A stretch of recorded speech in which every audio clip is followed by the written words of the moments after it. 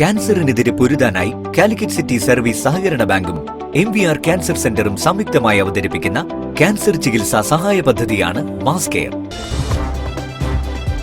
വാർത്തകൾ തുടരുന്നു. 78ാമത് സന്തോഷ് ട്രോഫിക്കായുള്ള കേരള ടീമിനെ പ്രഖ്യാപിച്ചു. കിരീടം ലക്ഷ്യമിട്ട് യുവതാരങ്ങൾക്കും പരിചയസമ്പന്നരായ താരങ്ങൾക്കും ഒരുപോലെ പ്രാധാന്യം നൽകിയുള്ള ടീമിനെയാണ് ഇക്കുറി പ്രഖ്യാപിച്ചിരിക്കുന്നത്. പഞ്ചാബ്, പശ്ചിമ ബംഗാൾ, ത്രിപുര, ആസാം, ആന്ധ്രാപ്രദേശ്, രാജസ്ഥാൻ, കേരളം വേദികളിലാണ് ഗ്രൂപ്പ് ഘട്ട യോഗ്യതാ മത്സരങ്ങൾ. ലക്ഷദ്വീപ്, പോണ്ടിച്ചേരി, റെയിൽവേസ് എന്നിവർക്കൊപ്പം ഗ്രൂപ്പ് എച്ചിലാണ് കേരളം. നവംബർ 20 മുതൽ 24 വരെ കോഴിക്കോട് EMS കോർപ്പറേഷൻ സ്റ്റേഡിയത്തിലാണ് കേരളത്തിന്റെ മത്സരങ്ങൾ.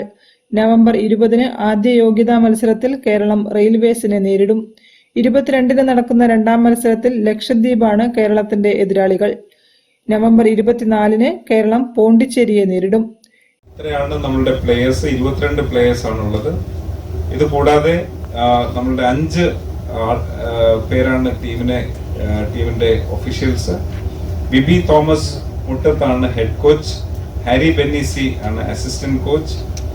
Nelson MV is the goalkeeping coach. Ashraf Uppla is the manager and Joslal ആണ് ടീം ഫിസിയോ.